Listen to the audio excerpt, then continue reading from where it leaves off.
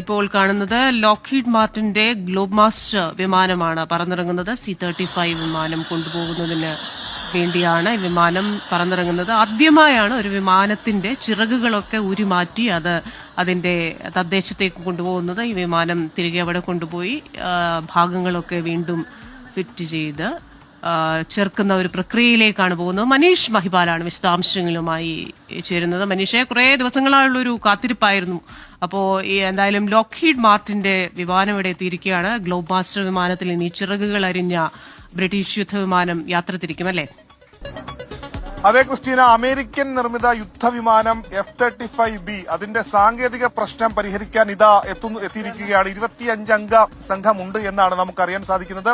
അവർ വ്യോമസേനയുടെ ബ്രിട്ടന്റെ വ്യോമസേന വിമാനമായിട്ടുള്ള എയർബസ് A400M അറ്റ്ലസ് എന്ന വിമാനത്തിൽ വന്നിറങ്ങുന്ന ദൃശ്യങ്ങളാണ് നമ്മൾ ഇപ്പോൾ കണ്ടത്. സംഘത്തിൽ 17 അംഗ വ്യോമസേനയിലെ സാങ്കേതിക